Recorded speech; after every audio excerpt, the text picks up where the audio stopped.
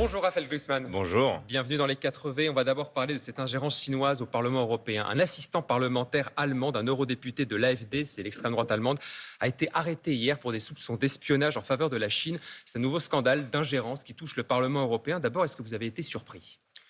On savait qu'il y avait des pénétrations des régimes autoritaires et en particulier dans les groupes d'extrême droite. Mais là, c'est l'assistant non seulement d'un parlementaire de l'AfD, mais du chef de file de l'extrême droite allemande, la tête de liste de l'extrême droite allemande. Et ça vient quelques semaines après ce qu'on a appelé le Russia Gate, c'est-à-dire le scandale qui impliquait des transferts de cash à des députés ou à des personnalités politiques d'extrême droite. Et là, on est face à quelque chose d'extrêmement grave et qui souligne à quel point l'extrême droite européenne, les extrêmes droites européennes sont en réalité des patriotes de pacotille qui se mettent très rapidement au service de tyrannies étrangères, que ce soit la Russie ou la Chine, des tyrannies hostiles aux intérêts et aux principes des nations que ces pseudo-nationalistes sont censés défendre. Dans d'autres scandales d'ingérence, c'était plutôt le centre-droit, le centre-gauche qui avait été touché. Donc... Bien sûr, mais là, on est face à la Russie et à la Chine qui sont dans une forme de guerre hybride contre nos démocraties, contre nos nations, contre nos intérêts. Et donc, ce n'est pas simplement des cas de corruption,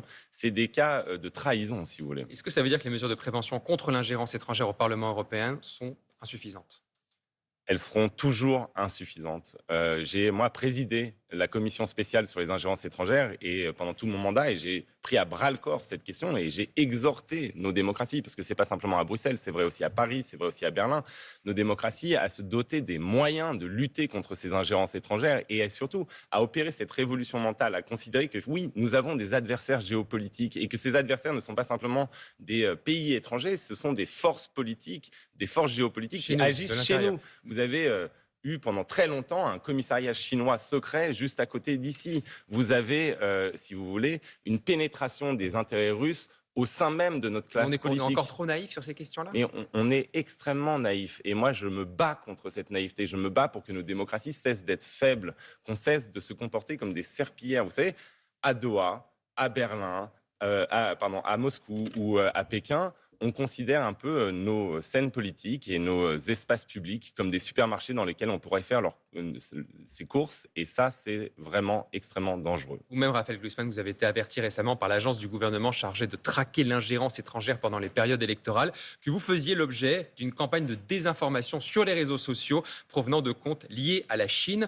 Comptes qui, je vous accuse, je cite, d'être entre autres le cheval de Troie des Américains, notamment de la CIA en Europe. Vous vous sentez menacé, intimidé dans cette campagne ?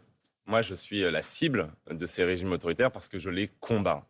Et je suis d'ailleurs sanctionné par le régime chinois de manière tout à fait officielle, moi et ma famille, depuis ma défense du peuple ouïghour et ma défense aussi des producteurs français qui sont en ce moment ratiboisés par une concurrence déloyale venant de Chine. Et donc, c'est un peu pour moi, une médaille d'honneur que d'être attaqué par ces régimes qui menacent les intérêts et les principes de nos nations. Vous voyez ça comme une médaille d'honneur, plutôt une récompense de votre travail. C'est ma légion d'honneur. Moi, je préfère cette légion d'honneur-là que le titre officiel. Ce qui compte désormais, c'est de se réveiller. Moi, je veux réveiller l'Europe, je veux réveiller nos démocraties, je veux qu'elles comprennent qu'en fait, face à ce type de régime, eh bien, toute forme de faiblesse, toute forme de tergiversation est une invitation à l'agression. Et par exemple, quand le président de la République française se rend à Pékin et qu'il prend dans son avion messieurs Le Guen et messieurs Raffarin qui travaillent pour les intérêts chinois, et bien en quelque sorte, il montre de la faiblesse, il valide le fait que la Chine puisse acheter des anciens dirigeants. Il faudrait ne pas se rendre en Chine, par exemple, quand on est président de la République, en tout cas pas avec en Chine sans personne qui peut être suspectée de travailler pour les intérêts chinois, parce que au-delà de la question des droits humains, au-delà de la question si vous voulez, géopolitique, il y a la question de la souveraineté.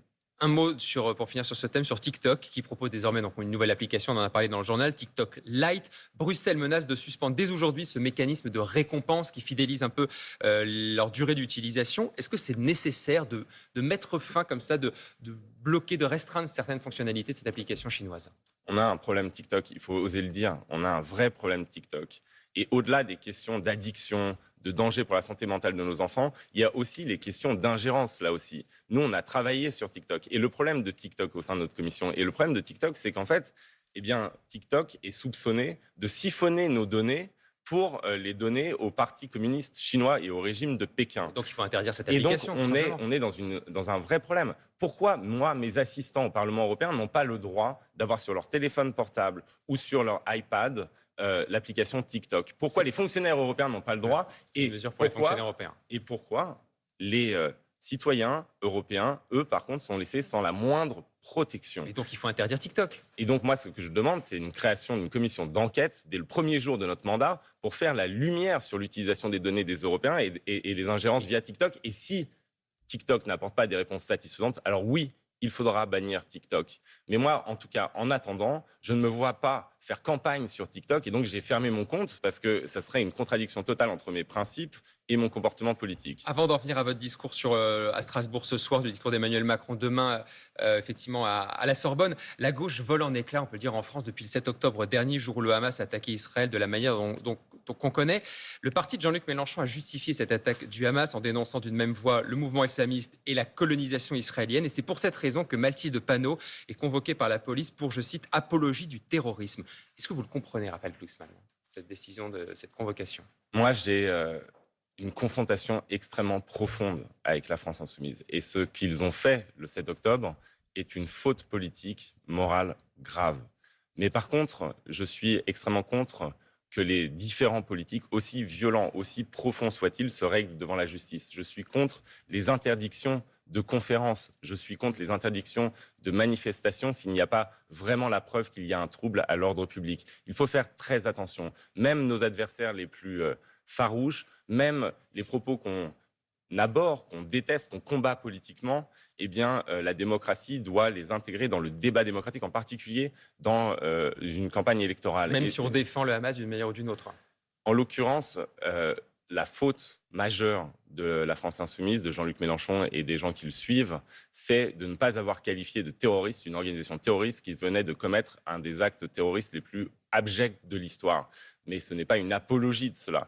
Et donc, il y a vraiment un risque. Moi, je dis ça, je dis même ça d'ailleurs pour les conférences d'Éric Zemmour qui sont interdites à Bruxelles. Il ne faut pas les interdire. Je veux dire, où on va, faisons extrêmement attention, combattons politiquement, combattons sans relâche les dérives, mais politiquement. Et en plus, il y a des élections là qui arrivent. Donc c'est l'occasion de trancher sur le fond, de trancher sur les lignes, de trancher sur les attitudes, sur le rapport à la violence, sur le rapport au terrorisme, sur tout ce que vous voulez. Mais tranchons par les élections. Alors, sur les lignes, justement, Emmanuel Macron, demain à la Sorbonne, pour un grand discours sur l'Europe. C'est l'heure du bilan pour lui, comme il l'avait déjà fait en 2017. Tous les eurodéputés sont conviés. Vous ne serez pas à la Sorbonne, vous serez au Parlement européen à ce moment-là? Mais on est en train de voter pendant le discours du président de la République. Donc la date était mal choisie. Je ne sais pas ce qui s'est passé, mais en tout cas, c'est en plein dans notre dernier vote de notre mandat. Vous imaginez, donc c'est extrêmement compliqué de rater ce vote pour aller voir le président de la République. Il aurait pu choisir une autre date. Est-ce qu'on peut dire quand même que sur l'Europe, le chef de l'État a plutôt bien réussi, a quelques succès à son bilan? Il y a une chose, moi, que je reconnais, parce que vous me connaissez, je ne suis pas pavlovien, donc il y a une chose que je reconnais, c'est la mutualisation des dettes au moment de la pandémie, ce saut en avant de la construction européenne quand les contribuables allemands se sont retrouvés solidaires des contribuables italiens ou grecs. Et cela, c'était un progrès de la solidarité en Europe.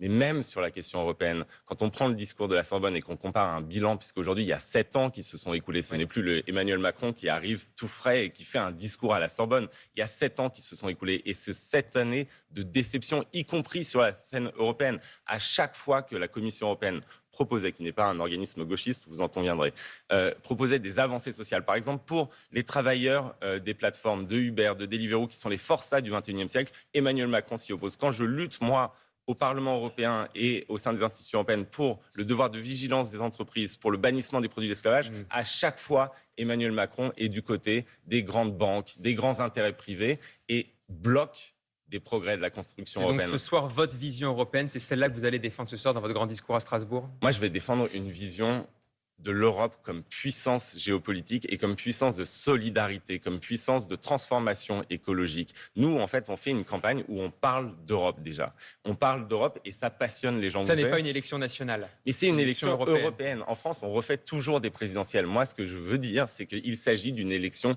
européenne et que donc il faut parler d'Europe. Et vous savez quoi, au début de la campagne, on m'a expliqué que l'Europe, ça n'intéressait personne, c'était lointain.